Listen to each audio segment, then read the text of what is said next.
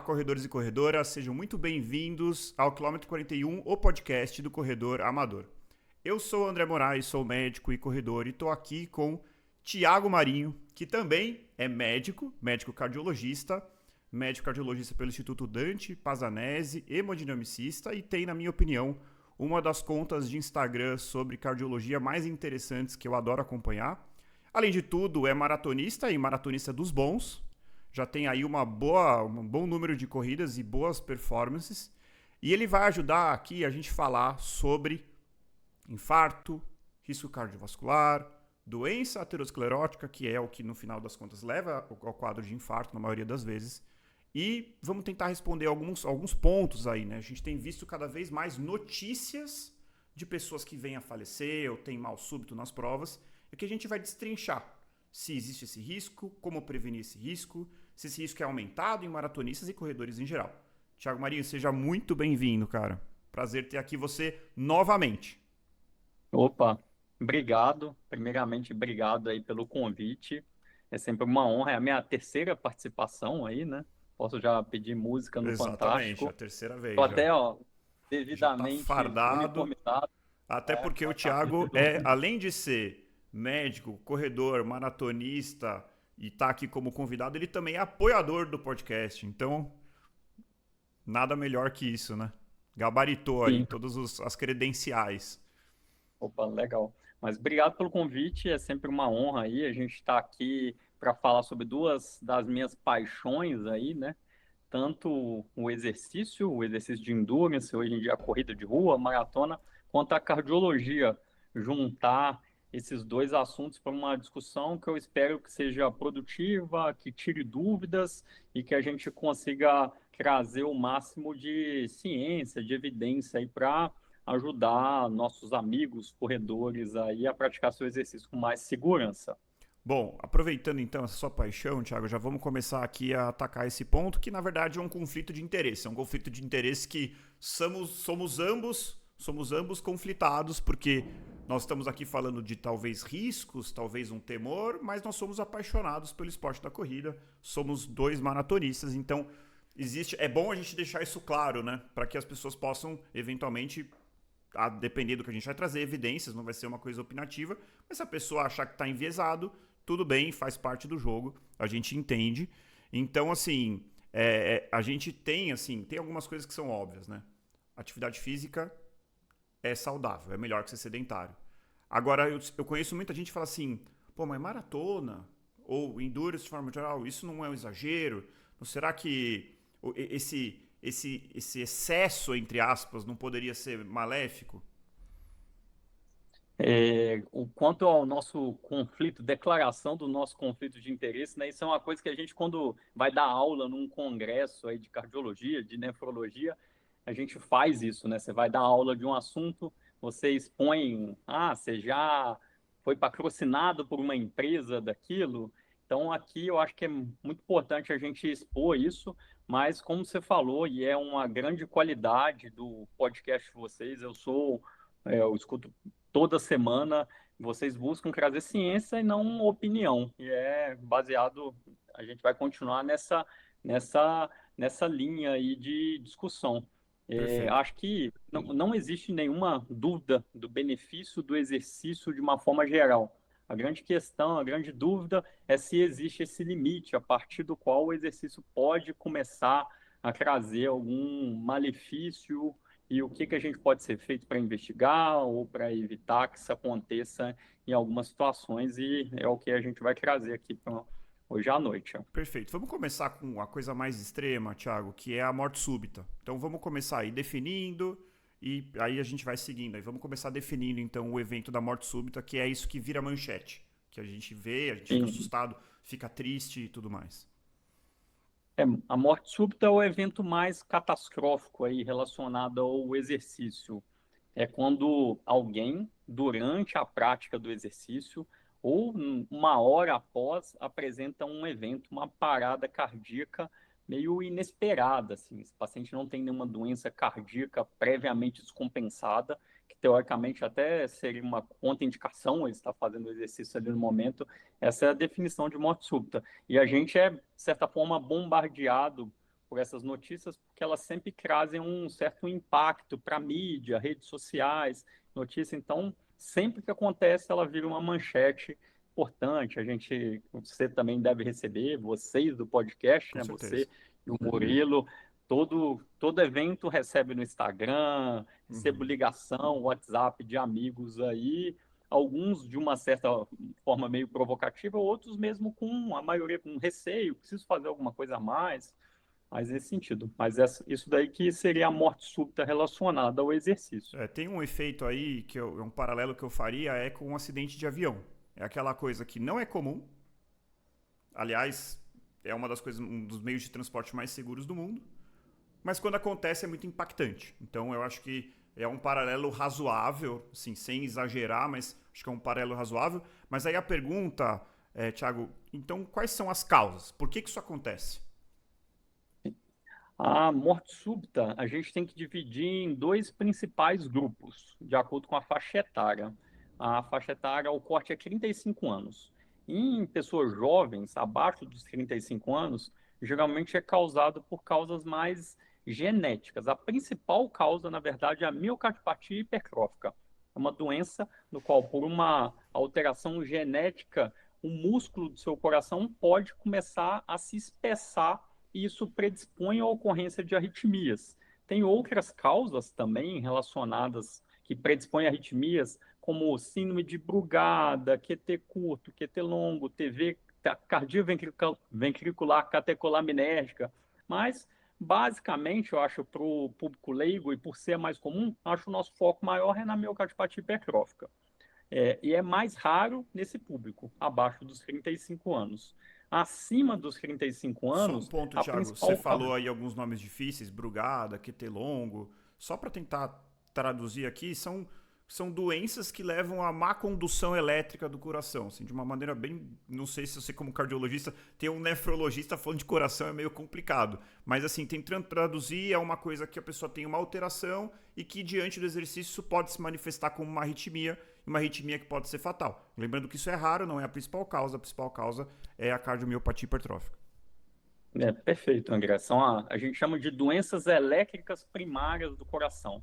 O paciente tem algum problema no tecido elétrico do coração de Perfeito. nascença e que predispõe no esforço a ter arritmias ventriculares. Maravilha. Então, isso nos mais jovens. Agora, acima dos 35, já passei recentemente aí para o grupo dos acima de 35, estou com 37. Então, vamos lá. Qual que é a principal causa? Acima dos 35 anos, a principal causa é o infarto agudo do miocárdio. É a doença coronariana. É aquele paciente que às vezes tem alguma placas mais significativas, ou instabiliza alguma placa durante o esforço.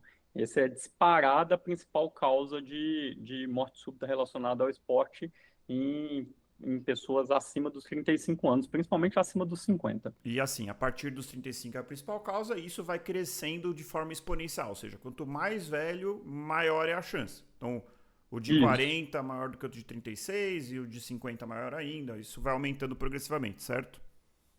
certo, E perfeito. assim, só para tentar exemplificar, tipo assim, quando você falou instabiliza uma placa, então assim, eu sei que isso é complexo, mas assim, vamos tentar assim dar um pouco para os nossos ouvintes não médicos, que são a maioria, o que é essa placa? Por que ela acontece e o que significaria, assim, em termos mais práticos, instabilizou a placa? Sim. A doença arterial coronariana é assim, a principal causa de morte em todo o mundo, independente da gente estar falando de exercício ou não. Ela é responsável aproximadamente por um terço das mortes em todo o mundo. É uma doença que ela é progressiva, geralmente, a despeito do que a maioria das pessoas acredita, ela começa a se instalar em fases precoces assim da vida. Por volta dos 20, 30 anos, a gente já tem fases iniciais da doença. São placas, às vezes, microscópicas. Você pode fazer um cateterismo, o cateterismo não vai ter obstrução, mas já tem um espessamento da artéria, já tem um pouquinho de placa naquele local e ela tende a ir se acumulando de forma progressiva com o passar das décadas de vida e poder causar eventos. ela progredir ou não vai depender muito de controle de fatores de risco, né? Se você tem os fatores de risco, pressão, colesterol, diabetes, não é tabagismo, peso bem controlado, é provável que essa doença nunca evolua a ponto de causar um entupimento importante e também nunca se instabilize. Eu vou falar um pouco mais sobre instabilizar nos próximos momentos agora. A gente pode ter problemas com essa placa de duas formas. Tem as placas, os entupimentos mais crônicos, a placa vai piorando, vai obstruindo mais a artéria, mas de uma forma mais calcificada, estável, e a partir de entupimento geralmente acima de 60%, 70% pode dar sintomas, que é dor no peito, falta de ar com esforço, ou nos exames. Você faz um teste de esteira, um ecocardiograma que acelera o coração, uma cintilografia e causar uma isquemia. O músculo não está recebendo sangue de uma forma adequada, secundária àquele entupimento, mas falando na doença crônica. Agora temos os casos agudos, que são os infartos. Isso o que acontece? Uma placa que está lá no seu coração, ela por algum motivo, uma inflamação importante, é uma coisa que ganhou muita importância nos últimos anos, ela se instabiliza, ela rompe a capa dessa placa e libera conteúdo, coágulos dentro da artéria e causa os infartos. Apesar de serem dois espectros da mesma doença, eles são muito diferentes, assim, a evolução. A doença crônica geralmente é uma doença mais estável. Lógico que não é bom ter, mas mais tranquilo. Os infartos são mais perigosos, mais risco de vida imediato. Perfeito. Basicamente isso, não sei se Então, eu te assim, respondi. não, com certeza. Então, sim, você tem a artéria, então imagina um cano ali que está levando sangue, e esse sangue é fundamental para levar oxigênio para o coração poder funcionar, né? Então, e aí você tem essa doença, você vai tendo uma deposição ali, que a gente pode chamar de uma deposição de gordura, de cálcio, a coisa vai crescendo, então você imagina lá a artéria e você vai entupindo ela progressivamente. E aí, diante de um estresse, aí falando especificamente de atividade física extenuante, seja ela de longa duração ou não, você pode ter ali um estresse agudo e essa placa se instabilizar, ou seja, se romper. E aí você ter um trombo em cima da placa. Então seria um fechamento muito mais rápido e catastrófico que poderia levar à morte do coração, porque sem oxigênio ele vai morrer, e arritmias que podem ser fatais, né? Então, assim, é basicamente isso. Acho que está super bem respondido. Caso não tenha ficado claro, alguém pode comentar aqui, tá tudo certo. E aí, Thiago, acho que entendido isso, a gente tem que responder a pergunta. E aí, tá aumentando? Porque as notícias com certeza estão aumentando, né? Mas tá aumentando? Apesar de a gente perceber na mídia o aumento do número de manchetes, de notícias no Instagram, a gente tem um estudo muito grande publicado no ano passado, é um registro americano, chama RACE, publicado numa revista importante, que é o JAMA. E o que ela fez, esse registro? Ele acompanha todos os corredores americanos que fazem uma meia maratona ou uma maratona. E, desculpa, você está ouvindo alguma coisa? Sim, tô ouvindo normal. Desculpa. Ele pega todos os corredores americanos que fazem uma meia ou uma maratona e avalia se tiveram eventos durante essas corridas. E já é um registro que já tem mais de 20 anos de segmento. E o que ele comparou e foi publicado ano passado? Ele comparou o período de 2000 a 2009 quanto o período de 2010 e 2023, para avaliar se havia ou não um aumento da morte súbita relacionada ao exercício nesse público. São 30 milhões de pessoas. A primeira coisa que chama bastante atenção e que é uma das causas para esse aumento das notícias é que o número de corredores aumentou muito, né? O número de corredores triplicou comparando as duas, chamar de décadas, apesar do segundo período ser um pouco mais lento, mais longo, desculpa. Eram 10 milhões de pessoas e agora são 29 milhões de meio maratonistas e maratonistas nos Estados Unidos. A incidência relativa, que é o número de eventos pelo número de corredores, permaneceu estável, por volta de 0,6 a cada 100 mil pessoas, nos dois períodos. Para falar exatamente, foi 0,54 em 2009 e 0,6 a cada 100 mil corredores de 2010 a 2023. Uma diferença não significativa aí. A princípio. Então, a resposta absoluta, com a maior evidência possível que a gente tem, não é do Brasil exatamente, não é um contexto de uma população europeia, mas é um estudo, acho que bem Robusto. impactante, aí, né? Eu 30 sempre milhões falo, de pessoas. exatamente, eu sempre falo, Thiago, isso é interessante, que eu sempre falo, pô, não tem estudo, o estudo tem um monte de viés, a gente não tem resposta, o estudo é muito pequeno. Não é o caso aqui, né? A gente tem um estudo gigantesco que pegou de 2000 a 2023 com milhões, e aí alguém pode falar assim, pô, mas era 0,57 e foi para 0,6, aumentou. Gente, não é estatisticamente significativo, então não teve significado que a gente possa dizer que é maior, que tá de fato aumentando. Então, estatisticamente, é a mesma coisa. Embora o número possa enganar, porque 0,57 e 0,6 é maior que 0,57. Então, a gente imagina que não esteja aumentando. Só fazer uma correção aqui de uma coisa, André, e não é nem de morte súbita, é de paradas cardíacas relacionadas ao esporte.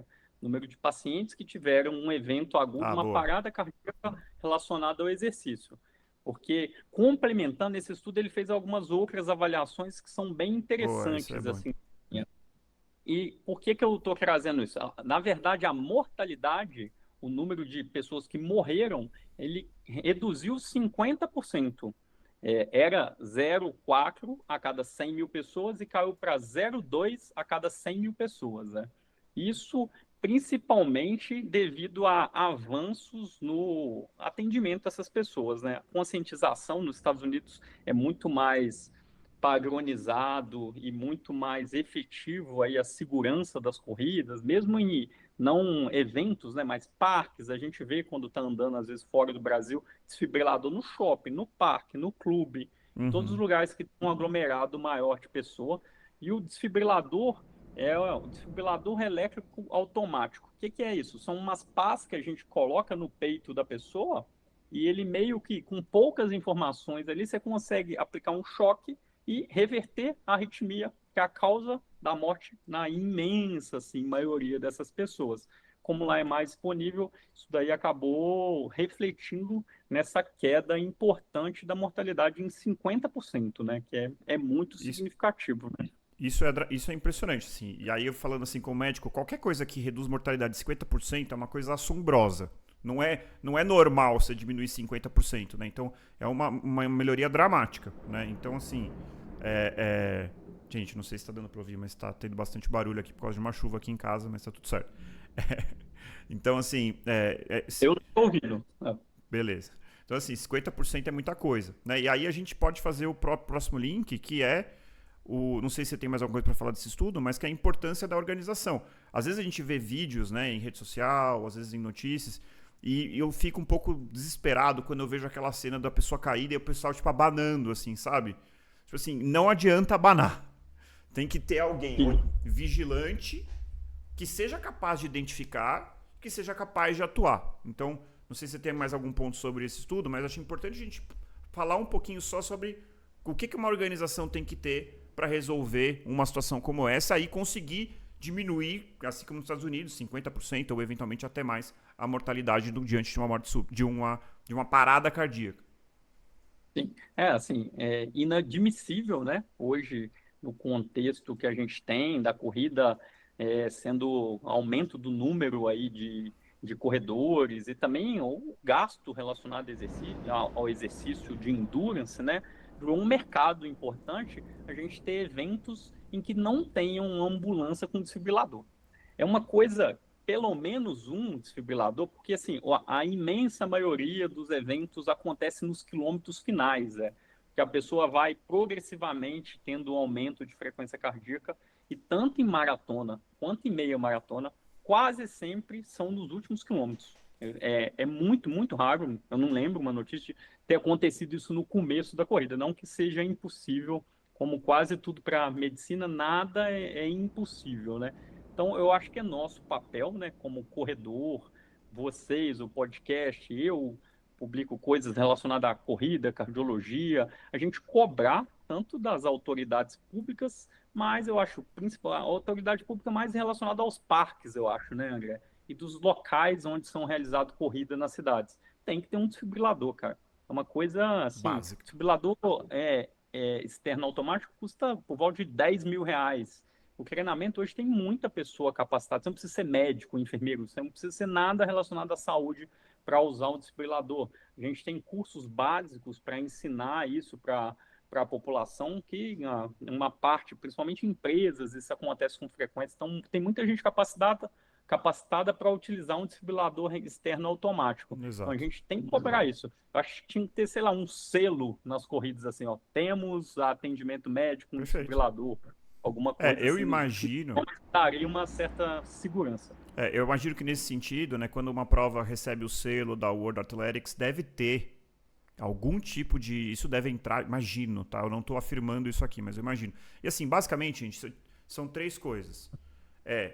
Vigilância, então saber reconhecer. Não adianta nada você ter o ideia se você vê a pessoa lá passando mal e fica abanando, não reconhece que ela está em parada cardiorrespiratória, tá? Então, saber reconhecer. Ter o equipamento, que eu acho que é a parte mais fácil, e ter uma equipe treinada que seja capaz de atuar, né? E lembrando que não é só você ter isso e fazer. Quanto mais rápido você faz, menor é a chance desse paciente morrer por conta da parada. Se a pessoa para imediatamente após você aplica a desfibrilação, que é um choque, a chance dessa sobreviver é muito alta. Se a cada 1, 2, 3 minutos isso vai caindo progressivamente. Então, por isso que você tem que ser vigilante. Não dá pra... passou mal alguém lá no quilômetro 30. Peraí, vamos chamar uma ambulância. Putz, tá com trânsito. Não vai dar tempo.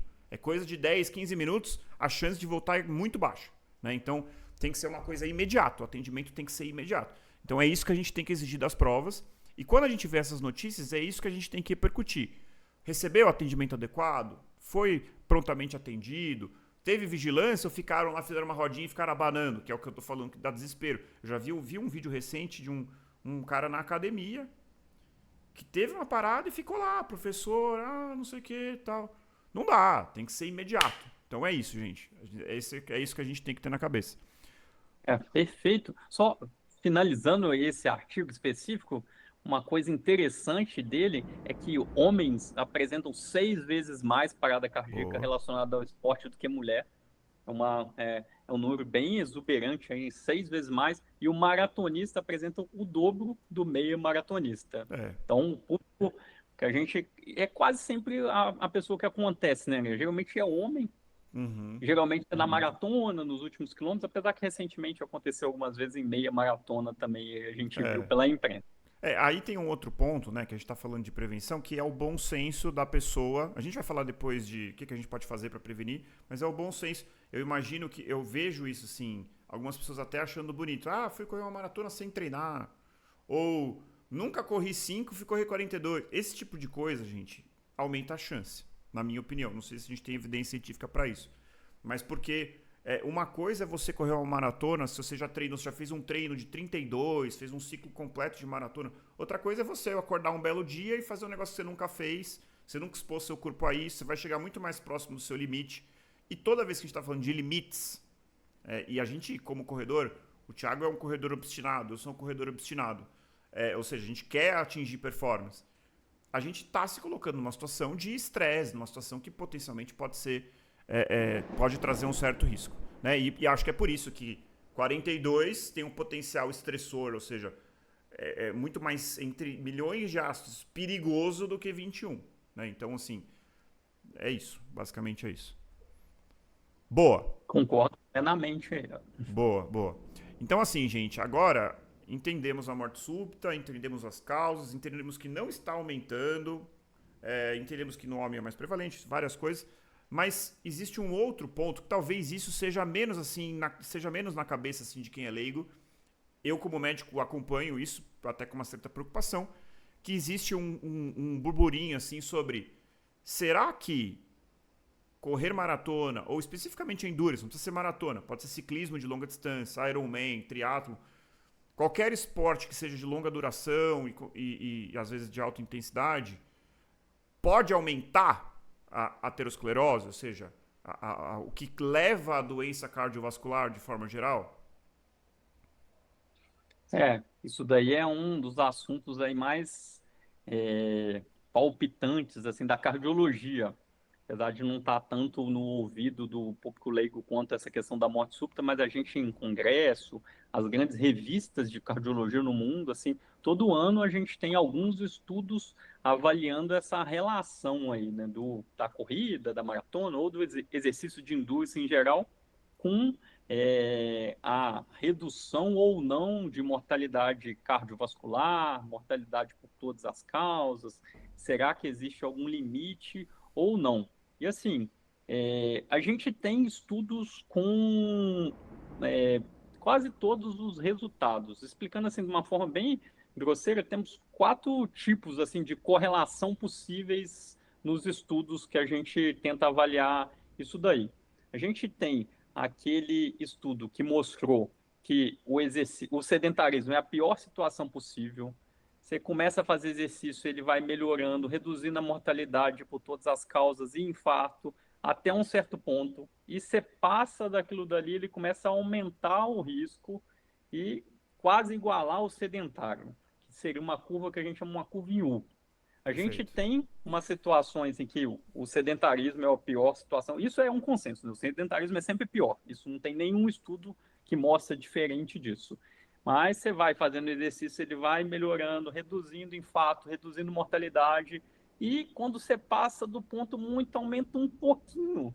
O que faz muito exercício é um pouco pior do que aquele que é um moderado ali, que E é uma esse curva que a muito gente é muito mesmo, né? Tipo, 20 horas muito, muito semanais, não mesmo. é isso? Um J invertido, que a gente chama. Tem estudos, por outro lado, que mostram um benefício que vai progressivo do exercício, reduzindo a mortalidade por infarto e por todas as causas, e atinge um platô a partir do momento que não piora, mas também não adianta ficar fazendo mais se o objetivo é reduzir isso. E tem alguns estudos com benefício progressivo. Quanto O mais famoso você quanto mais fizer, melhor. quanto mais, melhor. Eu posso citar alguns estudos, se quiser, lógico que não entrando muito em méritos aí, não é uma aula num congresso, né? Mas, Não, assim, acho que um vale a estudo que é pena citar. Vamos citar os dois extremos. Fala o do benefício progressivo e o da curva em U, que é esse que você falou. Então, sedentário é o pior, melhora, melhora, melhora, mas a partir de um certo ponto piora e chega perto a se igualar ao sedentário. Acho que a gente pode falar os dois extremos, que eu acho que é bem ilustrativo. Tá bom. Um estudo que é bem conhecido, assim, eu vou começar ao contrário do que você falou, eu vou começar primeiro da curva em U. Não, perfeito. Um estudo que é bem conhecido assim, chama Copenhague Heart Study. É um estudo feito em Copenhague, é um registro. Eles pegam uma população, quase todos os estudos que vão fazer isso vão ser registros. Não é a maior evidência médica que existe, seriam os ensaios clínicos, porque é impossível fazer um ensaio clínico para avaliar isso. Você pega a população e acompanha e vai ver se tem aumento de mortalidade ou não, de acordo com a quantidade de exercício que cada grupo faz. Então, um registro de Copenhague.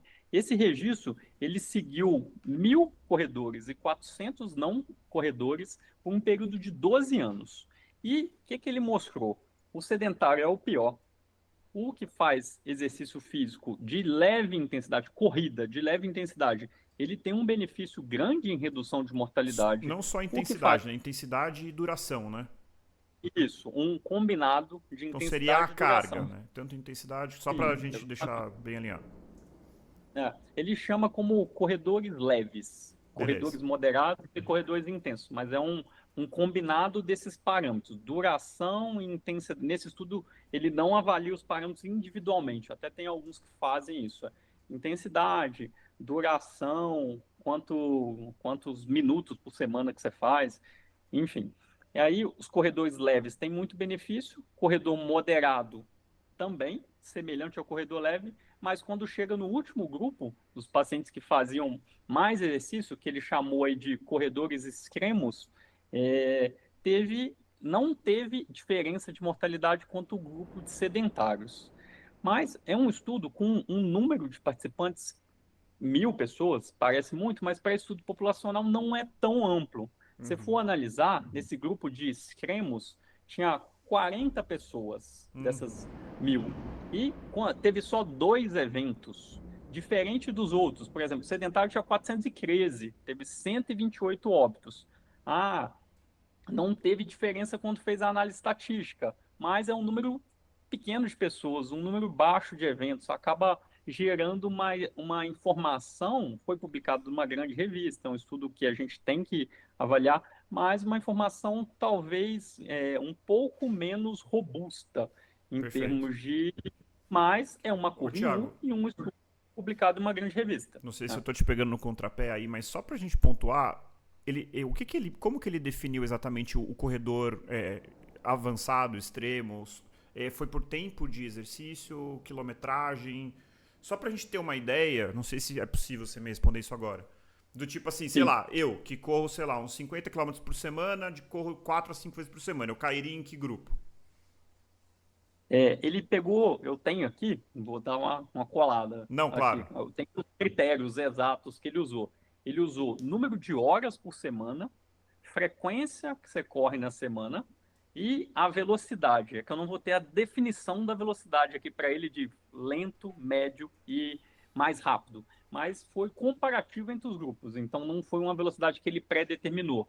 Ele botou as pessoas faziam mais exercício, eram mais que 4 horas por semana. Não era um número assim muito elevado, não.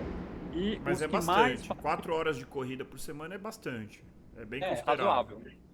É porque a gente vai ver, tem outros estudos que tem mais. Sim. O que corre mais é considerado 8 horas na semana, por Uhum. exemplo.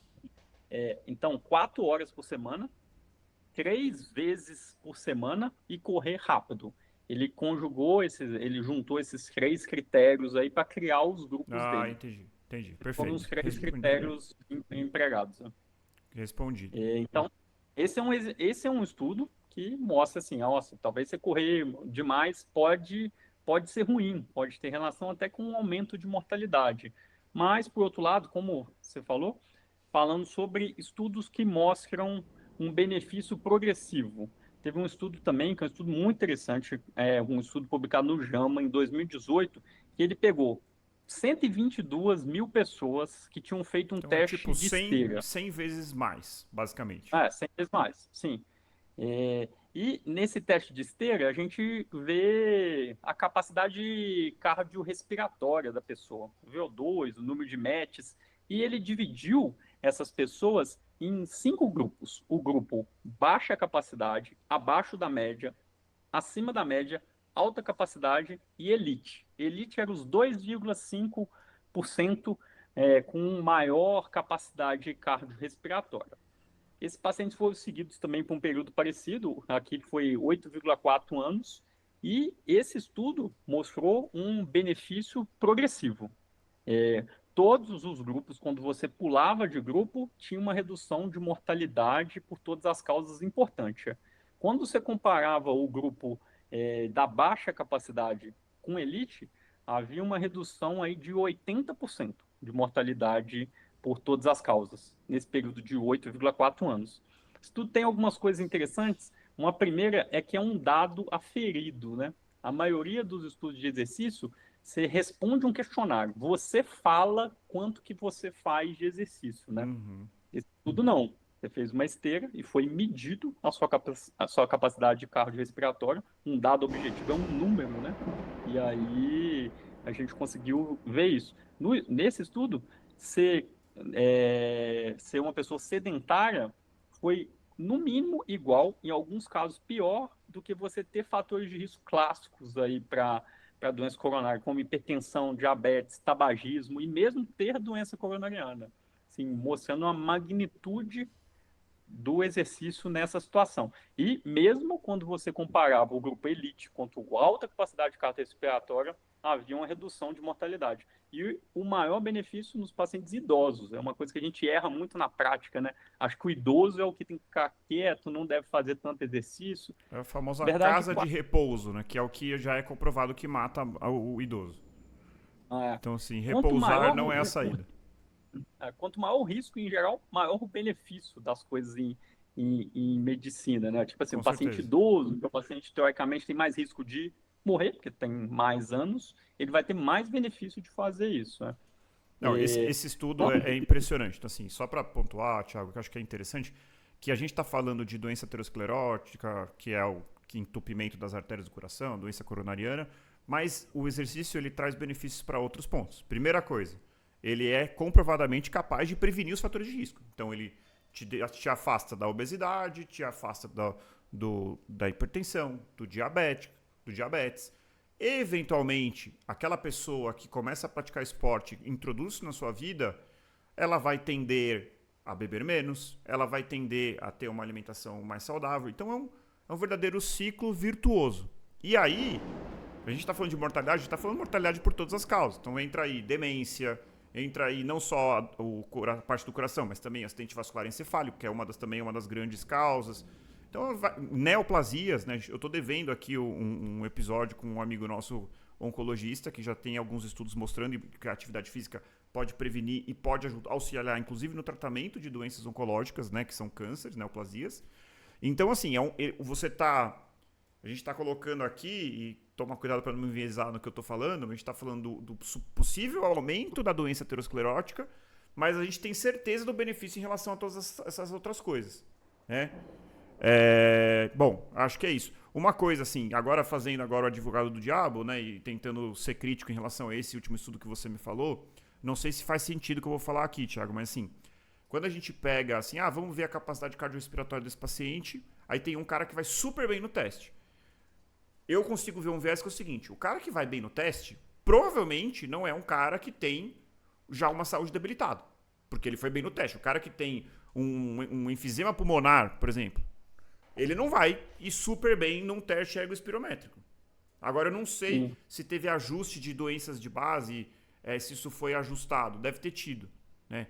Então, eles tentam minimizar, eles tentam evitar esse viés por esses fatos. Eles tentam isolar, vamos dizer assim, tentar falar isso aí. A gente quer estudar, quer saber se estar uma capacidade cardiovascular adequada, se isso é fator de risco ou protetor para doença cardiovascular. Como é que você faz isso? Você tem que isolar essa variável. Você tem que tentar tirar de todas as outras variáveis. Então, você faz isso como? Você cria grupos que, em relação às outras variáveis, que não a aptidão física, elas são iguais, são equivalentes. Mas nem sempre a gente consegue isolar isso de forma perfeita, né? Então, assim, você não está partindo o meu ponto é o seguinte, você não está partindo da atividade. Você corro. Quanto? Eu corro 6 horas por semana. Então vamos acompanhar você ao longo de 20 anos e ver o que acontece. E esse outro indivíduo da mesma idade, do mesmo sexo, não, esse aqui corre 2 horas por semana. Vamos acompanhar. Esse seria o desenho de estudo o ideal, partindo da prática esportiva e vendo o que acontece ao longo do tempo. Sim. Isso é uma grande dificuldade dos estudos populacionais em geral, né, André? A gente tem menos controle sobre todas as variáveis, mas esses estudos todos eles fazem uma análise, ajustam para os principais fatores de risco, tentam tornar os grupos mais homogêneos possíveis. Eles fazem uma análise geralmente do grupo total e uma análise após também esse ajuste. E esses estudos fazem esse tipo de análise. É diferente, o cenário ideal para a gente ter uma resposta assim, definitiva seria o que eu falei antes, que é o ensaio clínico que a gente nunca vai fazer para esporte, assim como a gente nunca fez para outras coisas que a gente tem como consensos hoje. Por exemplo, tabagismo. Você consegue fazer um ensaio clínico de tabagismo? Você teria que pegar um grupo e falar, esse grupo aqui, 1.000 pessoas vão fumar 2 maços de cigarro todos os dias. Agora, esse outro grupo aqui, você que definiu, eles não vão fumar. Eles têm a mesma idade, eles têm o mesmo peso, o mesmo percentual de hipertensão, diabetes, vai acompanhar eles por alguns anos para ver se o cigarro realmente no ensaio clínico mostrou uma evidência clara de malefício e aumento de mortalidade, Exato. de câncer. A gente não fez isso, a gente tem essa informação de estudo populacional. A alimentação também, né? As nossas orientações nutricionais também vêm disso. Exercício também. Quando são hábitos de vida, né? É difícil isolar. Por isso que a gente precisa de muitos estudos e ver isso com calma e analisar para a gente não afirmar ou dar uma resposta definitiva. Falar, está resolvido, essa daqui é a resposta. A gente tenta analisar o tamanho dos estudos, como eles foram feitos e caminha na direção aí disso, entendeu? Acho que não é nem muito uma questão de nossas opiniões, né? As sociedades em geral de cardiologia, de medicina esportiva, caminham no sentido que a gente está falando, assim, Em Perfeito. geral, exercício, mesmo um exercício mais intenso, ele não parece ter aí aumento de mortalidade nos maiores estudos, apesar de a gente não ter uma resposta definitiva. Eu não posso afirmar isso como médico, Perfeito. E entendeu? aí, então, vamos introduzir o famoso paradoxo do Endurance. Explica pra gente o que seria esse paradoxo. Sim. É, a gente falou um pouquinho de exercício e mortalidade por todas as causas, né? Os maiores estudos, até tem outros, tem um estudo com 750 mil pessoas, acompanhado por também 10 anos, também com redução de mortalidade por todas as causas, mas falar sobre mortalidade cardiovascular, que é basicamente falar de exercício e infarto. Acho que fica mais simples aí Uhum. para quem está ouvindo a gente. Esse paradoxo é o seguinte: como pode a gente, nos estudos, a gente consegue ver que também a mortalidade cardiovascular reduz com exercício. Os maiores estudos mostram isso.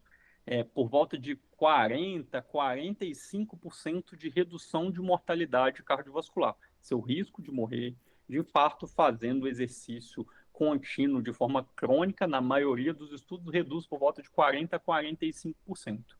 Mas alguns trabalhos nos últimos anos, na última década aí principalmente, começaram a haver um aumento de calcificação nas coronárias, que é um tema também que eu recebo bastante informação, ó, bastante notícia, perguntas sobre isso. Porque além de ser cardiologista, eu faço cateterismo, né? Uhum. Então eu lido com infarto aí todos os dias, né?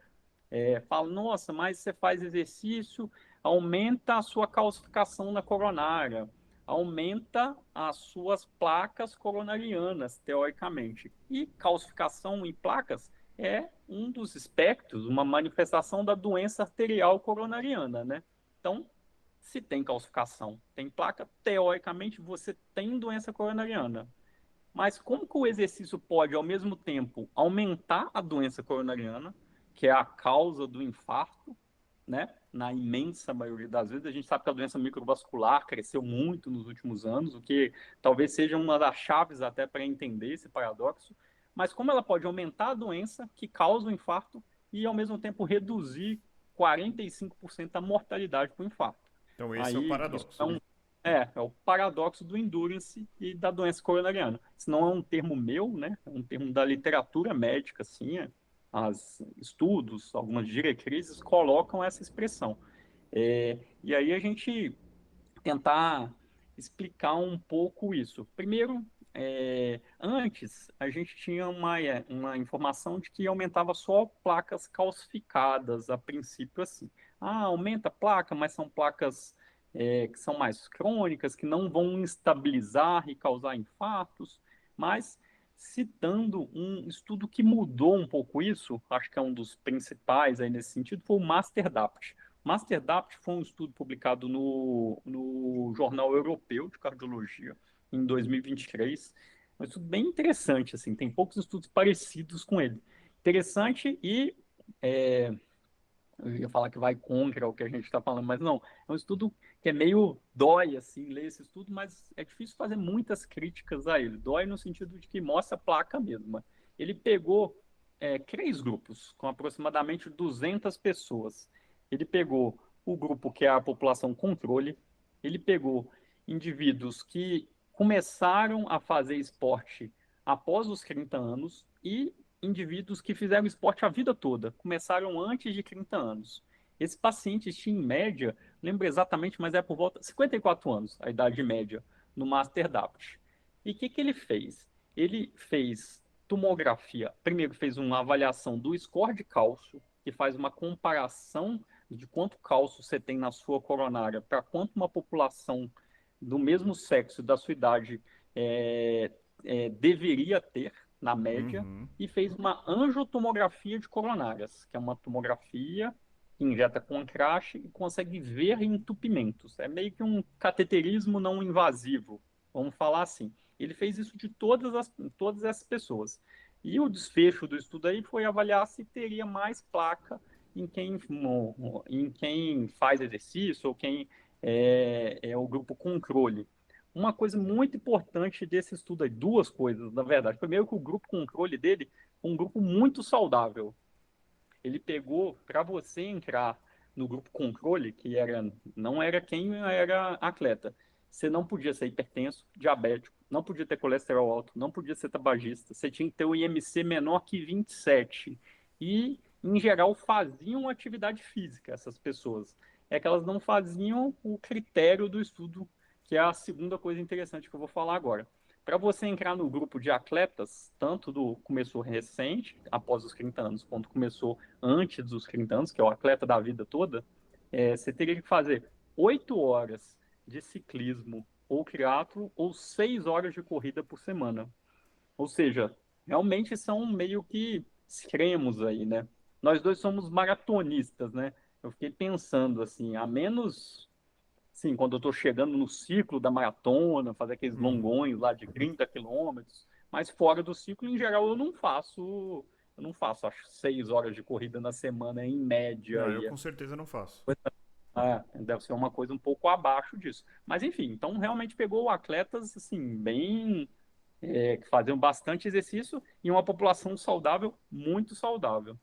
E ele mostrou aumento de placa calcificada, principalmente nos atletas que faziam exercício há muito tempo. Mostrou aumento de placas não calcificadas também, placas moles e placas mistas. Mostrou placas em segmentos importantes das artérias do coração. Então, o estudo ele mostrou um aumento de placas e todas as subanálises dele em pessoas que faziam exercício de maneira mais importante, esse grupo que corria bastante aí que eu citei. Não é um estudo que avalia desfechos clínicos, né? É. Ele até vai fazer isso. Ele vai seguir, se eu não me engano, por 5 anos ou por três Legal. anos, Aguardamos publicar ansiosamente. a avaliação clínica, né? Deve ser nos próximos anos, talvez 27, 20, ele foi 23, eu acho que é 26, 27, eu acho que é 3 anos, segmento. Então vai ser uma informação bem importante. Eu acredito que não vai ter aumento de evento, de mortalidade por todas as causas, nem mortalidade cardiovascular, mesmo tendo placa. Por que que não é a minha opinião isso isoladamente, né? Dando um segmento, acho que está ficando longo o que eu estou falando, Não, mas não tem assim, problema. por que que eu acho que não vai ter alteração? A gente tem até estudos fazendo uma análise desse tema, placas e exercício. Um importante, depois a gente vai passar a referência de todos esses estudos aí, né? Se alguém quiser fazer um estudo aprofundado do assunto, um estudo na Circulation, que ele mostrou, primeiro, por que que pode ter essas placas, né? Boa. Durante o exercício, a sua frequência cardíaca aumenta, sua pressão aumenta durante o exercício especificamente. Isso causa um certo estresse hemodinâmico no vaso, nas artérias do coração, que são as coronárias, e é uma perda do fluxo laminar do sangue ali. Isso pode causar uma inflamação ali no momento, e isso acaba predispondo à ocorrência de placas nas coronárias. Só lembrando que a pressão, ela a longo prazo, você fazer exercício, ela vai diminuir. Ela aumenta durante o exercício. Se você for fazer um teste de esteira, sua pressão vai chegar em 180, 190 durante a E esteira. depois ela baixa e permanece baixa aí por 12 horas. Isso. Exercício crônico reduz hipertensão, né? Só para também não fazer um corte aí e falar que eu estou falando que exercício causa hipertensão, né, André? Aí não vai dar Causa certo. transitório. Mas Transitório depois você durante o tem uma exercício. hipotensão duradoura que mais do que compensa esse efeito transitório. Sim. Mas, né, nesse mesmo estudo aí da Circulation, ele colocou na balança, levanta essa análise, o que que pode responder esse paradoxo que eu citei? É que, apesar de poder aumentar o número de placas, eu disse poder também, porque tem vários estudos também, André. Eu fico meio com receio de ser muito a favor do exercício e tá meio defendendo demais. Eu não acho que eu estou fazendo isso, enfim. Mas tem vários estudos que são negativos também, né? Alguns estudos não mostraram aumento de placas em atletas. Alguns estudos mostraram só aumento de placas calcificadas. É que o Master Heart é um estudo, achei, é muito bem desenhado, publicado em uma das principais revistas do Talvez a mundo. gente possa Então, falar que o eu, né, melhor estudo sobre o acho que tema sim. aparentemente mostrou. O grupo controle, é um grupo muito bacana, assim, o desenho do estudo dele, né? Hum, Ele foi muito cuidadoso aí nesse uhum, desenho. Então, acho que por isso que eu citei ele. Mas não pode, porque então não é um consenso também. Tem estudos negativos. Mas, apesar de aumentar a placa, o exercício causa outras coisas para suas coronárias, para suas artérias do coração, que pode justificar essa redução do risco de infarto. Os atletas tendem a ter artérias coronárias mais calibrosas. As artérias epicárdicas costumam ser mais calibrosas. As artérias de quem faz exercício tendem a ter uma vasorreatividade maior. Isso que quer dizer? Quando você precisa de um esforço, o esforço pode ser o exercício, pode ser uma doença. Por exemplo, sei lá, você está com uma infecção generalizada. uhum. Você vai precisar das suas coronárias ali. Elas se dilatam e vai facilitar chegar sangue para irrigar seu coração. E quem faz muito exercício também, a gente tem um aumento de vasos muito fininhos, que é quem realmente infiltra no músculo do coração e entrega o oxigênio para o músculo funcionar, são essas arteríolas. Então, a rede de microcirculação, ou quando tem entupimentos colaterais, são mais Exato. exuberantes em quem faz exercício a longo prazo, cronicamente. Igual o Master Hack falou, aqueles que fazem desde antes de 30 anos vão ter essas variáveis mais desenvolvidas. É o que a gente Então, vai saber colocando. o que vai pesar mais nesse. Agora eu fiquei animado para saber o resultado do desfecho clínico do Master Heart, porque aí a gente vai poder ver o que está pesando mais na balança. Sim, esse tudo tem uma balança mesmo. Ele coloca placas coronarianas em um dos pratos da balança e coloca os outros critérios no outro prato para falar que tipo, fazer exercício na explanação dele, a análise de outros estudos que ele avalia, não é um ensaio clínico, não é um registro, é mais uma explanação sobre o tema, publicado na Circulation, né, que é uma das principais revistas aí do mundo, Uhum. por que pode ter esse benefício. Isso a gente tem visto cada vez mais, né? Avaliado microcirculação e visto esses benefícios. Né? Perfeito. É assim, eu vou falar de novo, apesar dos viés, assim, se eu pudesse escolher entre ter um score de cálcio mais alto ou ter um infarto, eu prefiro ter um score de cálcio mais alto. Eu, tá? E sem querer. Porque assim, gente, isso é muito importante. Quando a gente fala de estudo, eu já citei isso em outros episódios. O desfecho é a variável que você está medindo para chegar na conclusão do estudo. Se o seu desfecho vou dar um exemplo de uma outra coisa. Comer berinjela diminuiu o colesterol. O seu LDL, que era de 120, em média foi para 110. Beleza. É um desfecho? Diminuiu o LDL. Agora, comer berinjela é capaz de diminuir o infarto? Eu tô dando um exemplo bem puramente ilustrativo, tá, gente? Pelo amor de Deus, não vai comer berinjela por causa do que eu tô falando aqui. Não tem problema nenhum comer, mas não tem nenhum Berinjela é bom. benefício, não tem nenhum benefício comprovado. Então, assim, qual estudo é mais poderoso? O que mostrou que comer berinjela a pessoa infarta menos e morre menos de infarto? Ou o que mostrou que diminui o LDL? O que mostra que morreu menos, que diminuiu a incidência de infarto. Então a gente tem que ter cuidado com o que a gente mede, né? Porque lógico que dá medo. Pô, tem mais placa, mais classificada. Tudo bem, mas e o que importa de verdade? Né? Então, assim, por isso que a gente tem que aguardar esses estudos, terem outros estudos e a conclusão, né, do desfecho clínico desse novo estudo. Bom, Sim. O é, pessoal usa muito para fazer sensacionalismo, assim, né? Pega um dado isolado de alguma coisa e fala, nossa, exato, não só com esse tema, né? Com temas em geral, assim, pega desfechos substitutos, assim, exato, pequenos e fazem uma associação ou pega uma correlação e fala que é perfeito, causalidade, que é uma coisa que a gente luta muito contra hoje aí na internet, né? exato, Tentar colocar os pingos nos is aí de uma forma calma e sincera, entregando exato. sem fazer sensacionalismo. É que o sensacionalismo vende, né? Exato. Então Fala a gente assim, está eu vou gravando aqui, falar já assim, deu uma hora de eu vou te podcast, né? Aquele desafio, falar. né? Será que. Eu fico pensando, será que as pessoas vão ouvir uma hora de podcast a gente falando de estudo? É um desafio, né? Mas nosso compromisso aqui não é com a maior audiência, é com a boa audiência e com tentar trazer o benefício, a informação científica e ponto, né? Então, assim, eu vou falar algumas conclusões aqui dessa primeira parte, depois a gente vai partir para uma parte mais prática, né, de como que a gente pode, então, diante de tudo que foi falado, tentar ser precavidos, prevenir e tudo mais. Então, a gente pode dizer, Thiago, de forma inequívoca, exercício físico faz bem para a sua saúde, né? Não só pela doença arterial coronariana, a doença cardiovascular, mas por todas as outras coisas que vão da saúde mental a fatores de risco clássicos como hipertensão, obesidade, tabagismo e tudo que a gente está falando. A gente sabe também que você ter uma capacidade física que pode ser medida por VO2, por velocidade de corrida, tem uma outra métrica também que pode ser utilizado, quantos METs, né, que é tipo assim, qual é a intensidade de exercício que você suporta. A gente sabe que existe uma correlação muito forte. E quanto melhor a sua aptidão física cardiovascular, melhor a sua saúde. Isso é certeza.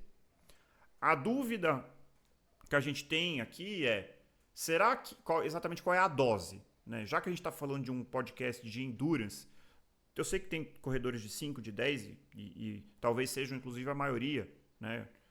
Pelo menos até a última vez que eu vi, a grande maioria dos nossos ouvintes corre menos de 30 km por semana, né? Então, assim, a questão e o cara que realmente é aquele corredor apaixonado, que corre 50, 60, 70, 80, 90, 100 km por semana? Aí talvez a gente tenha uma dúvida sobre se essa altíssima duração, intensidade, se ela continua trazendo benefício ou não, né? Então, assim, para o sedentário, a recomendação continua sendo saia do sedentarismo, né? Para quem está correndo, como a grande maioria das pessoas, a gente tem um episódio recente do Strava que mostra lá, a maioria das pessoas corre 2, 3 vezes por semana, 20 a 30 km por semana, e tá tudo certo, tá, gente? As pessoas certamente estão trazendo benefício. A dúvida é para realmente as pessoas que estão ali, que estão indo para altíssima, buscando performance. A gente sabe que isso está aumentando, essa é uma verdade. As pessoas estão buscando cada vez mais performance. É só você ver o índice de Boston, que eu já não sei mais se eu vou conseguir um dia. Mas estamos na luta aí. Então, Não, vai. Então é isso, né? Assim, eu não sei se tem alguma outra conclusão dessa parte que você pontuaria. Não, acho que você fez um bom resumo. Eu acho que assim, a gente fica sempre pisando em ovos para afirmar de maneira categórica, mas eu acho que a gente pode afirmar que os maiores estudos, ou a maioria dos estudos, mostrou redução de mortalidade cardiovascular, mortalidade geral, com exercício, mesmo um exercício de endurance, ou no mínimo um platô ali. Eu acho que não dá para a gente falar contra assim, essa informação. Mas a gente não tem uma informação final, né? A gente ainda é uma coisa. Talvez nunca tenha, né? Talvez a gente tenha estudos divergentes eternamente aí, né? Por ser estudos populacionais, igual eu falei, não posso fazer ensaios. Boa. Então, assim, aproveitando então, que a gente vai para agora uma parte mais prática, quais exames, o que eu posso fazer, eu quero convidar você que acompanhou já 1 hora de conversa, a gente falando sobre estudo, 2 médicos aqui, se controlando para não ficar falando o termo técnico, mas obviamente como outra coisa escapa, a curtir esse vídeo se estiver acompanhando no YouTube. Se inscreva no nosso canal. Quem dera todos os nossos ouvintes estivessem inscritos no nosso canal no YouTube. Seria um grande divisor de águas para o podcast. Você que acompanha pelo Spotify, não tem problema acompanhar pelo Spotify. Nos siga por lá, avalie o podcast. Hoje eu olhei, estamos 140 avaliações 5 estrelas. Então é um dos poucos podcasts que eu vejo no Spotify que tem 145 estrelas. Mas eu sei que a gente tem diariamente mais do que 140 ouvintes. Então vamos lá, gente, bora avaliar aí. De preferência com 5 estrelas, às vezes não precisa ser, dê o número de estrelas que você achar mais válido, você achar adequado, enfim. Nos siga no Instagram, então por lá a gente traz conteúdos que vão além desse podcast, nós temos os nossos reels semanais, chamadas para os episódios e várias outras maneiras de interagir com o nosso público. Para quem realmente gosta do que a gente faz aqui, estou falando a gente porque o Murilo não está aqui, mas ele está de licença paternidade, logo ele está de volta, a se tornar apoiador. Ao se tornar apoiador, você está, em primeiro lugar, sustentando um projeto completamente independente que depende dos nossos rendimentos como médico e como educador físico. A gente não vive disso aqui, ao contrário, a gente deixa de exercer a nossa profissão e, consequentemente, deixa de ganhar e ainda injeta dinheiro financeiramente para que isso aconteça todos os meses. A gente está na nossa campanha Salve um Podcast Quilômetro 41, estamos com um número crescente de apoiadores, mas além de você ajudar o projeto, que eu acho que é o principal, sendo bem sincero, se você gosta do que a gente faz aqui, é uma maneira de você retribuir esse valor que a gente está criando, vocês têm acesso aos episódios bônus, a gente está acumulando episódios bônus, então hoje a gente já tem aí mais de 10 episódios bônus, então você vai ter acesso a uma biblioteca de episódios bônus. Você vai entrar no grupo fechado do WhatsApp, o Pelotão Quilômetro 41, que inclusive mandaram perguntas que eu vou ler aqui para a gente responder ao longo desse episódio. Você vai entrar também no nosso clube do Strava e também você vai poder contribuir com uma coisa que eu criei hoje, que é a nossa playlist no Spotify do Pelotão Quilômetro 41. E aí o mais legal, gente, é a interação diária. Eu estou todo dia no grupo trocando ideia com o pessoal, cada vez mais criando uma comunidade de corredores. Então convido a todos vocês a se tornarem, é claro, se vocês puderem, se tornarem apoiadores. E, Thiago, conta aí, você que tem uma conta do Instagram, para quem não sabe, a conta do Instagram, o Thiago praticamente um blogueiro, brincadeira, não sei se isso... Mas ele é um Instagramer aí de sucesso, diferentemente de mim, que tenho dificuldade com o Instagram. Então fala aí quem quiser te acompanhar. E não é só para médico, tá, gente? É o público leigo, acho que é o principal, né, Thiago, hoje em dia. Sim. Eu tenho um Instagram, na verdade eu tinha um pouco de... A gente tem médico, um certo receio, assim, né? Quase uma vergonha de se expor, a maioria de nós, né? Mas eu acho que vendo ali o Instagram, tudo que estava acontecendo, né? Tanta coisa difícil ali, né, André? A ideia do meu Instagram é Thiago com H Marinho F... Thiago Marinho, Thiago com H Marinho Cardiologia.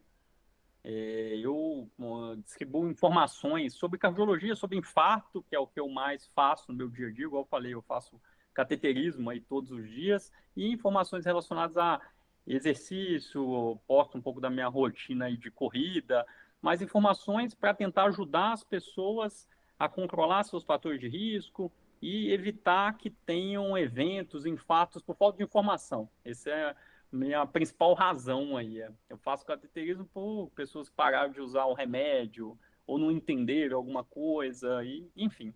Aí todos os dias, mas junto, quem quiser, só seguir lá. Pode mandar as dúvidas também. E é assim, Thiago, eu acho que tem um lado nobre no que você faz, cara, só pra gente finalizar esse ponto, mas que o Thiago, gente, ele é que nem eu como nefrologista, eu cuido muito dos pacientes que, entre milhões de aspas, deu errado. O rim perdeu e está na diálise, né? Assim, claro, eu faço consultório também para tentar prevenir. O Thiago praticamente cuida de novo, entre milhões de aspas, do paciente que deu errado. Aquele paciente que teve um evento, que precisa de uma intervenção. Claro que deve fazer alguns que são puramente diagnósticos.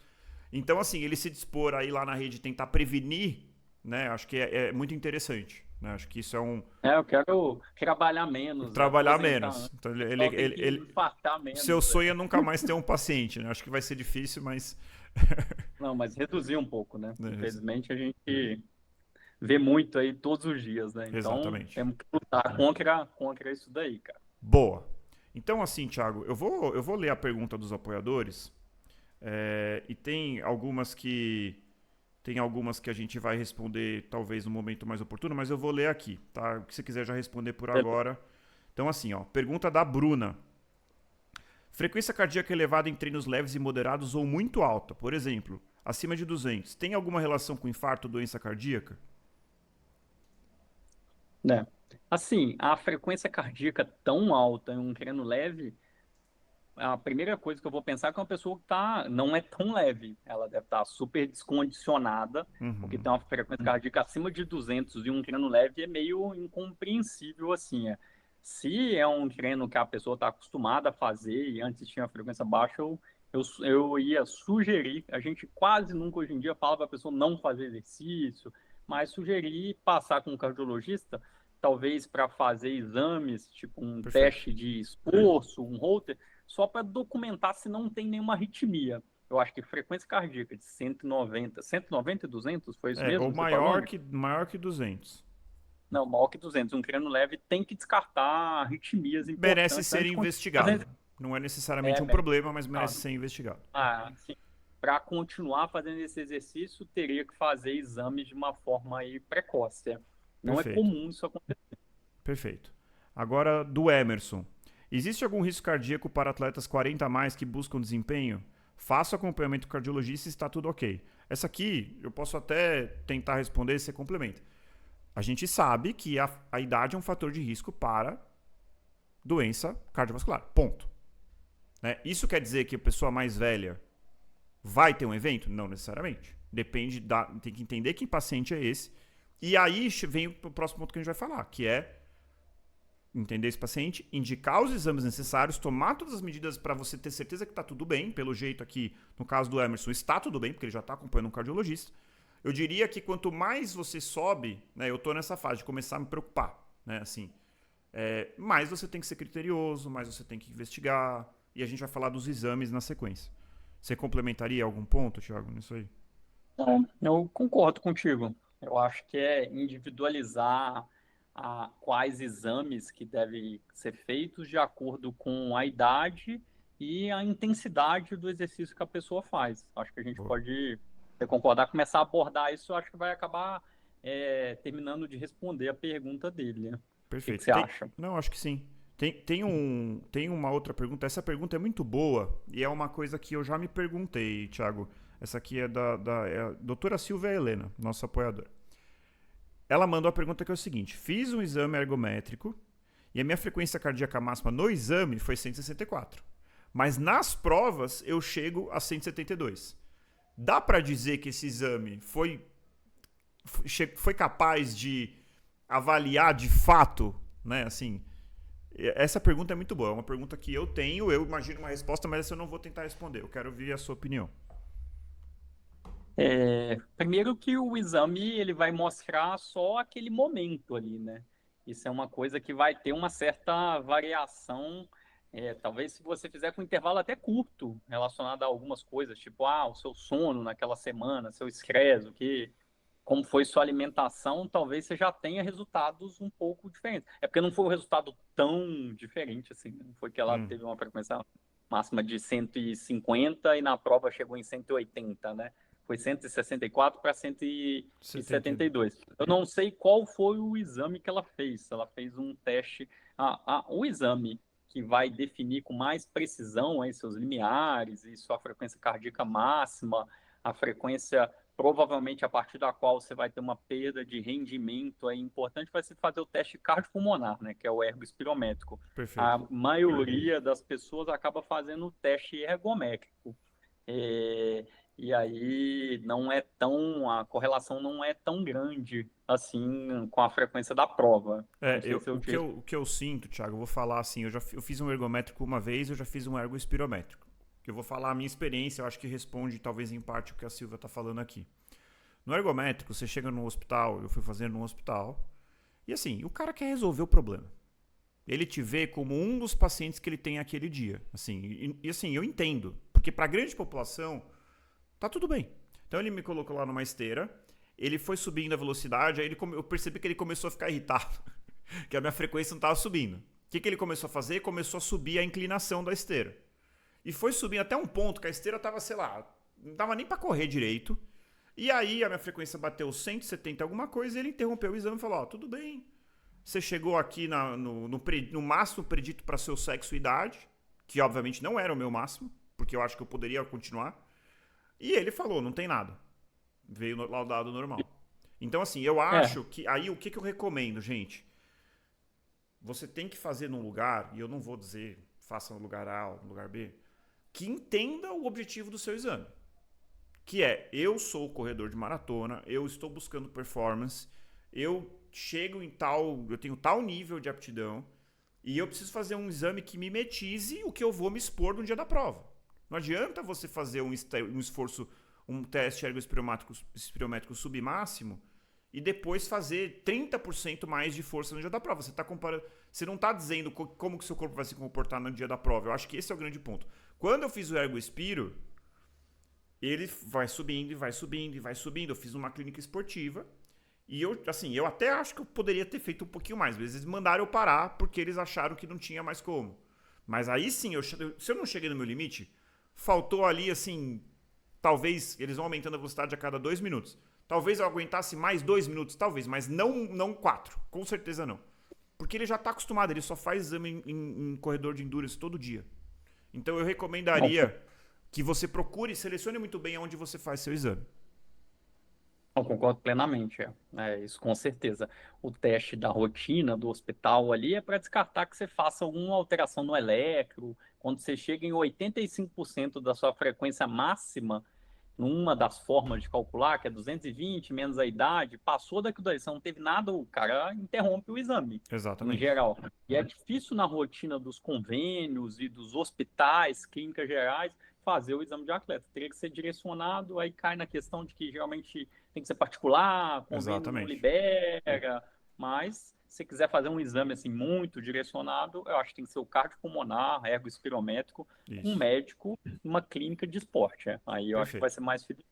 Última pergunta de apoiador, que na verdade é um follow-on aqui do Emerson. O Wagner perguntou, que era em relação ao 40 a mais. Ele perguntou, e 50 a mais? Eu vou responder. É progressivo, gente. Quanto maior a sua idade, maior o risco, mais maior o benefício de você fazer atividade física, como o Thiago muito bem falou. Mas existe um risco progressivo. Então você vai ter que ser cada vez mais cuidadoso. Né? Acho que poderia responder dessa forma. Tem uma outra Posso falar? aqui. Por favor. Ah, Pode, por favor. não, se você quiser falar a pergunta, depois eu quero só expor assim, vai responder parte das perguntas, a minha rotina de exames assim que eu faço para os pacientes, mas se você quiser faz a pergunta, depois eu falo. Não, não. A próxima, que é do Fazioli, que ele perguntou assim, ele mandou uma lista de exames que foi pedido aqui para ele. Então essa a gente vai responder pela própria pauta aqui do podcast, tá? Se eu perceber que faltou alguma coisa, a gente complementa. Então, vamos lá. Vamos falar então dos exames. Sou maratonista, principalmente tenho 35, 36, 37 ou mais, 40, 50. Eu quero diminuir a chance. O que eu tenho que fazer? Além de procurar um cardiologista. Teoricamente, paciente jovem, assim, criança, adolescente, não é um profissional ou está fazendo um exercício muito extenuante, não tem que fazer exame nenhum. Se você não tiver sintoma, não tiver história familiar. A partir da fase adulta, já é recomendado pela maioria das diretrizes, não é um consenso também. Tem alguns que falam que não precisa fazer nada até os 35 anos, se você não tiver nada de sintoma e não for competir. É, Tem algumas que falam que você tem que fazer pelo menos um eletro. Na minha prática clínica, eu costumo pedir para pacientes que são esportistas, atletas ou esportista, atleta mais profissional, esportista mesmo, maratonista, mas não profissional. Exames que eu considero básicos, eu acho que tem uma tríade, assim, que é eletrocardiograma, é um exame muito importante, consegue ver aquelas doenças elétricas primárias do coração em geral, né, André? Ecocardiograma transtorácico, eu acho que é um exame que não é tão contemplado assim na maioria das diretrizes de rotina, mas que é um exame que consegue ver a força do coração e descarta definitivamente miocardiopatia hipertrófica em um teste de esforço. Abaixo dos 35 anos, igual eu falei, por diretriz, teoricamente não é obrigatório fazer, mas na prática sempre faz. É difícil o cara estar correndo uma meia maratona, tem 30 anos, vai no médico, o médico não vai fazer nada, o cardiologista. Além de uma boa conversa procurando sintomas, história familiar de infarto em alguém jovem ou alguma morte súbita em alguém jovem na família, exame físico para ver se tem algum sopro importante, né? Mas, em geral, a gente faz isso. A diretriz não coloca, acho, muito por uma questão até econômica, né? Ou você pode achar alguma coisa que vai gerar uma ansiedade, que não era nada, enfim. Mas acima de 35 anos, em geral, a gente faz eletro e, dependendo, principalmente se tem sintomas ou não, você faz uma avaliação de isquemia para esse paciente. Pode ser um teste de esteira, um X-ray, uma cintilografia. Isso por diretriz. Mas, na prática, a gente faz esse trio que eu falei, eletro, ecocardiograma e algum teste de esforço. Pode ser um teste de esteira, pode ser um teste cardiopulmonar. Se uma coisa que eu acho muito significativa, a gente já conversou sobre isso, né, André? Uhum. Mas principalmente com o passar dos anos, passou de 40, 50 anos, é um paciente que tem fatores de risco como colesterol alto, pressão, foi um tabagista, ou ele tem sintomas esporádicos com exercício, às vezes sente um pouco de dor, é, um exame que tem ganhado um certo espaço progressivo na literatura, mas não existe uma indicação de fazer de rotina nessa população, é fazer angiotomografia de coronária, que é Uhum. o estudo que o Master Hart avaliou. que a angiotomografia pode trazer de informação a mais aí? Ela pode detectar de uma forma precoce e permitir que a gente seja mais agressivo na prevenção, dar estatina para o colesterol, dar um AS, se tem doença leve, entupimento de 20, 10% nas artérias, ou, em alguns casos, se tiver uma doença mais avançada, entupimentos importantes, mais que 70%, pensar se tem que tratar e discutir com esse paciente se vale a pena fazer um exercício de endurance, um exercício extenuante ou não. Eu sei o quanto é difícil tirar o exercício de alguém, né? Mas talvez nessa situação essa é uma coisa para ser considerada, porque esse é um paciente que tem um pouco ele tem benefício, porque a redução de doença de evento com exercício em doença coronariana é muito importante, mas talvez, como a gente não tem aquela informação conclusiva, ele fazer um exercício igual a recomendação da OMS, que é 150 a 300 minutos de exercício moderado, que é um exercício um pouco mais tranquilo, ou 75 a 150 no máximo de exercício mais intenso na semana, seria uma boa opção, né? Exato. Então, Sei assim, se eu, não, acho que perfeito. Acho que é um dilema, assim, né? Primeiro, e a angiotomografia acho que tem 2 pontos, né? Ela tem a radiação, que eu sei que é baixa, mas eu tenho me espantado com a quantidade de tomografias que eu vejo as pessoas fazendo. O povo faz mais raio-x, né? Chega tomografia. Exatamente. Então, assim, eu vi um estudo recente, sem querer mudar do tema, aproximadamente 5% das neoplasias nos próximos anos vão ser decorrentes de exposição à radiação ionizante relacionada à saúde. Isso eu acho espantoso. Né? Então, assim, Sim. as pessoas... Eu pego, por exemplo, paciente com litíase, que é cálculo pedra no rim, tem 25 anos, já fez 15 tomografias. É exagerado, né? Então, assim, não vai ser uma que vai mudar, mas é radiação, a gente tem que ter ciência disso. E tem um contraste, que pode ter aí as suas complicações, inclusive renais, embora seja um pouco controverso, enfim. Então tem que ponderar tudo isso. Então, assim, não é para sair pedindo, porque, quero fazer. Consulte seu médico, acho que é uma decisão individual, como o Thiago falou, não é uma coisa de diretriz, é uma coisa de indicar ou não indicar, dependendo do contexto como um todo. Eu tenho uma dúvida, Thiago, que é sobre a periodicidade. Né? Então, vou dar o meu exemplo. Quando eu fui correr minha primeira maratona Buenos Aires 2023, eu fiz eletro, eco e teste ergométrico. Confesso que agora, em 2026, eu ainda não repeti esses exames. Eu deveria repetir anualmente? Na nossa prática, os pacientes, em geral, fazem de forma anual.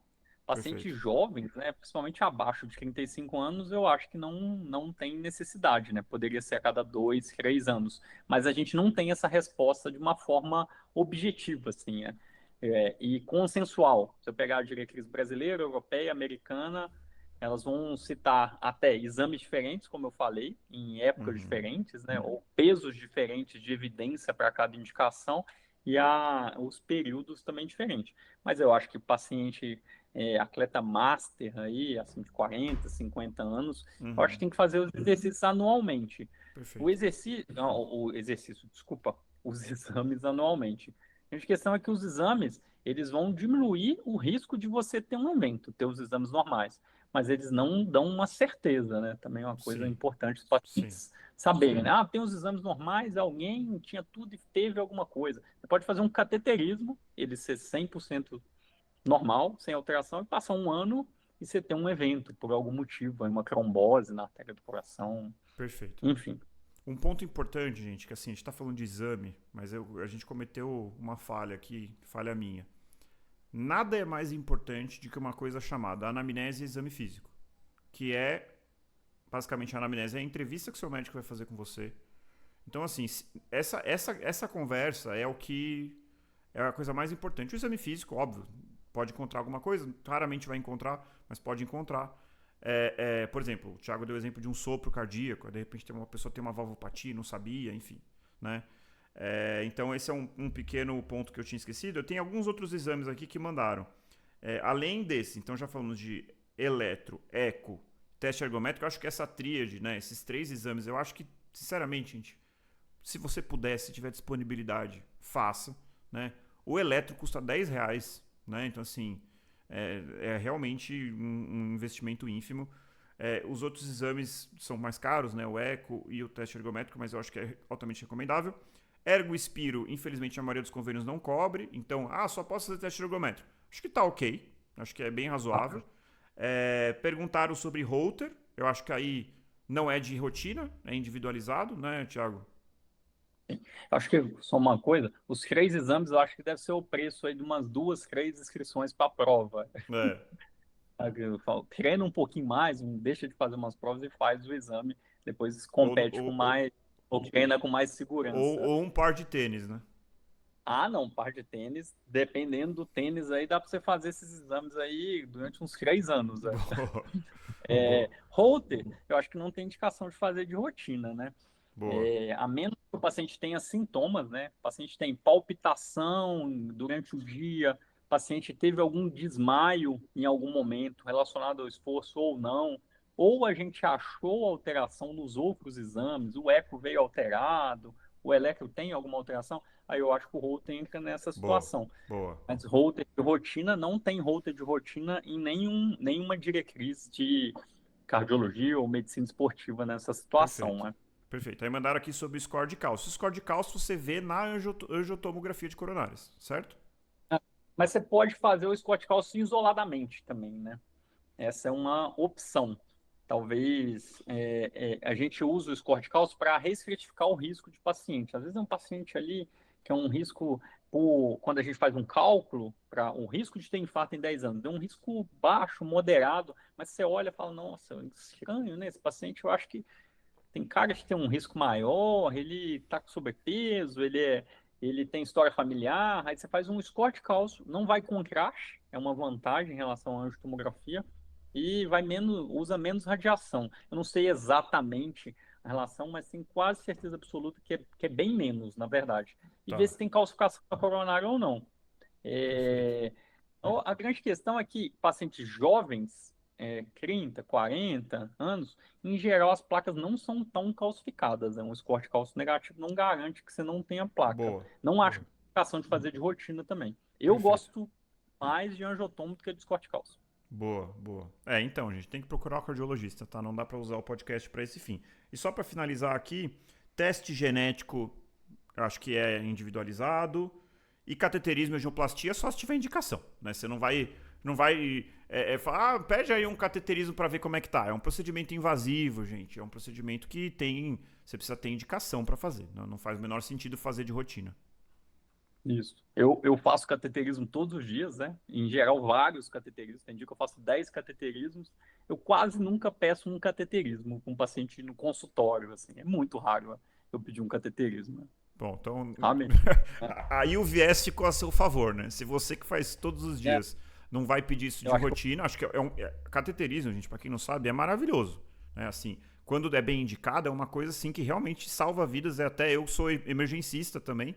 Então eu vejo as pessoas realmente serem salvas pelo cateterismo. Que bom que a gente tem esse recurso. Mas não é por isso que você vai fazer de rotina e sem indicação. Né? Bom, acho que a gente conseguiu falar sobre tudo. Eu queria deixar, Thiago, primeiramente, obviamente, o meu muito obrigado. Acho que foi super legal, eu adorei. Passou, o tempo voou, eu nem percebi aqui. Eu acho que é um tema extenso, que talvez a gente possa revisitar no futuro.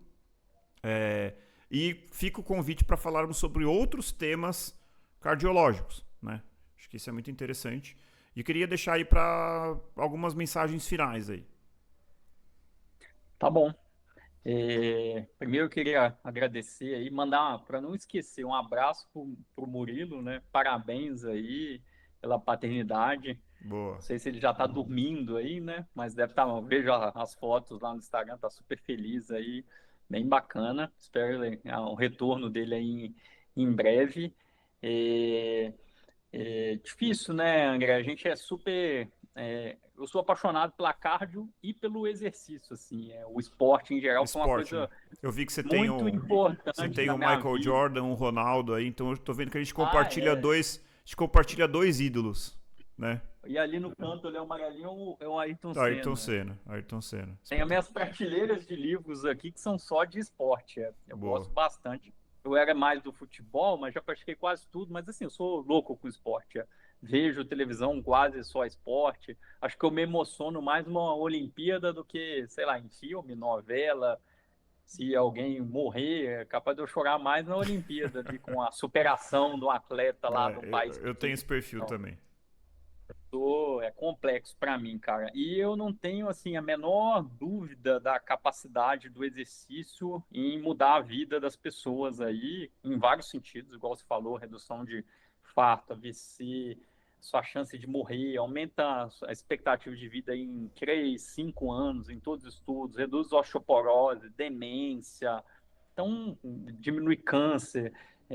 Os benefícios aí são muito amplos, né? Saúde mental também, né? Ansiedade, depressão, taxa de suicídio, que é um grande problema aí para a nossa juventude, né? Mais ansiosa, talvez pela questão dos smartphones, enfim. Te afasta dos O maus hábitos, né? o exercício é uma ferramenta muito importante para isso. E além de ser para a vida toda em geral, eu sou um entusiasta, assim, cara, para nossa profissão é incrível, assim. E a gente não tem dúvida do benefício do exercício. Acho que essa é uma mensagem que tem que ficar muito clara. Ah, talvez a gente cite um estudo, uma informação muito técnica, alguém pegar aquilo ali e falar, não, vou parar de me exercitar, ou mandar para o irmão, para a tia, para o vizinho, falar, ó, não faz exercício que vai calcificar a artéria. Um estudo aqui mostrou que morreu mais, mas em geral não é assim. O exercício, ele talvez seja na medicina a ferramenta que a gente tem mais impacto em redução de eventos, doenças disparados. Se a gente conseguisse colocar o esporte aí numa cápsula e distribuir para a população, acho que a expectativa de vida aí do mundo ia aumentar, sei lá, 15 anos aí Com em certeza. pouco tempo. Então, assim, é muito importante, continuem se exercitando. Não precisa, a gente falou mais sobre o endurance, porque era mais o assunto aí da aula, né? Exatamente. Mas tem muitos estudos mostrando que a pessoa idosa que nunca se exercitou e começa a se exercitar e faz 10 minutos de caminhada ou corrida por semana, corrida levinha ali, desculpa, 10 minutos por dia. Tem um estudo com 50 minutos por semana, redução de mais ou menos 30% de mortalidade cardiovascular. Uhum. Então, você não É uma coisa precisa ser um dramática. maratonista, um meio maratonista, correr 10 quilômetros, correr 5 quilômetros. Você se exercitar já vai fazer muita diferença. Ah, não consigo correr, consigo caminhar, número de passos, dar mais 7.000 passos por dia. Trocar o elevador Sempre pela escada, qualquer coisa. medidas básicas aí do nosso dia a dia fazem uma puta, desculpa uma palavra, faz uma super Tá diferença tudo certo. aí, né? Não, mas é isso, assim, eu acho que a atividade física realmente, isso é, eu faço uma provocação, assim, que é uma provocação que eu fiz a mim mesmo no passado, e a gente tem que prescrever exercício físico, né, porque o médico, durante muito tempo, assim, você não pode ser sedentário. Cara, se você vai prescrever uma medicação, tomar um comprimido de 12 em 12 horas, de uso contínuo, evite tomar tome em jejum, você dá uma série de recomendações, né? Eu acho que a gente tem que saber prescrever atividade física. Então, assim, e saber explicar. Às vezes eu começo a falar isso, eu acho até engraçado que o paciente ele meio que se surpreende, assim. Assim, mas que atividade você gosta? Eu gosto de tal coisa. A gente fazer aqui um exercício aeróbico. Você sabe o que é exercício aeróbico? Explica o que é exercício aeróbico. Você vai fazer isso 2 vezes por semana. Tem que fazer um exercício resistido. Vamos tentar intercalar, isso é a melhor opção. Você gosta de academia? Putz, não gosta. O que a gente pode fazer no lugar? Pode ser um pilates. Você saber recomendar isso de uma forma mais clara. O que é leve, o que é intenso, o que é moderado. Então, assim, acho que a gente como médico tem que botar a atividade física dentro da nossa prática médica. E isso a gente tem que fazer porque realmente o benefício é inequívoco. Né? Acho que a dúvida aqui é para os fanáticos mesmo, para quem está buscando performance, que é uma coisa que está crescendo muito. Eu vejo isso com muito bons olhos. Eu acho super legal a pessoa se desafiar, a pessoa buscar o seu melhor. A atividade física, né? E quando a gente está falando de performance, ela vai ter repercussões em várias outras coisas. Empoderamento, a parte profissional pode melhorar. Se feito de um jeito coerente e bem conversado e bem negociado, pode melhorar relações entre as pessoas, relações familiares. Então, assim, a gente é entusiasta, acho que isso não tem muita dúvida, mas tem também outros pontos que a gente visitou aqui que acho que são muito interessantes. E o compromisso do podcast é continuar visitando esse tema. Se amanhã tiver uma evidência claríssima de que, olha, a gente vai vir aqui e vai falar. Não vou deixar de falar, porque é contra o que eu quero fazer. Eu, por mim, se eu não me machucasse, eu correria todo dia. É simples assim. Infelizmente, eu não corro todo dia porque eu acho que eu vou me machucar. É só por isso. Não correria todo dia e se bobear, correria 2 vezes por dia, alguns dias. Eu sou esse tipo de pessoa. Então, nesse sentido, eu sou enviesado mesmo, mas é isso. Talvez um benefício para a saúde também, André, é que você não arruma, tem aquela questão meio papo coach aí, né? Não, Uhum. não arruma só uma gaveta, né? Tipo assim, para você conseguir na sua cômoda ali, o exercício tá bem encaixadinho, arrumado, aquela gaveta, cara, você tá fazendo provas de 10 quilômetros, você tá começando, você vai ter que começar a dormir melhor, você vai Exato. ter que dar uma ajustada na sua alimentação, Exato. você vai ter que ajustar seu sono, você vai ter que diminuir a sua bebida alcoólica, você não vai É. fumar. É impossível alguém que faça maratona, ultramaratona e fume? Não é. Mas não é o comum. É. Aí você quer melhorar, correr um pouquinho melhor, ou mudar a distância dos 5 para os 10, do 10 para a meia. Você vai ajustando essas outras coisas, cara.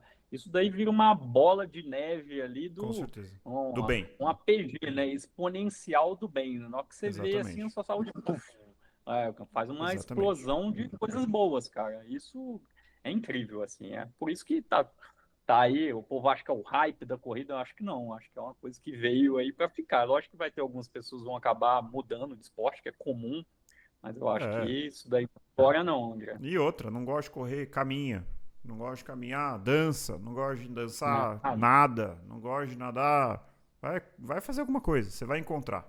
Joga beach tênis, faz o que você quiser. Exatamente, beach tênis. Tem vários esportes interessantíssimos para serem praticados. Muito bom, Thiago. Obrigado, cara, mais uma vez. Tá convidado já para outro episódio. Vamos pensar numa pauta aí. Boa noite, cara. Falou. Obrigadão, André. Obrigado Valeu. aí a todo mundo pela paciência. Tamo junto. Não, o pessoal deve ter gostado. Então, corredores e corredoras, encontrem o motivo para continuar correndo. Nos encontramos no próximo quilômetro 41. Até lá. Valeu!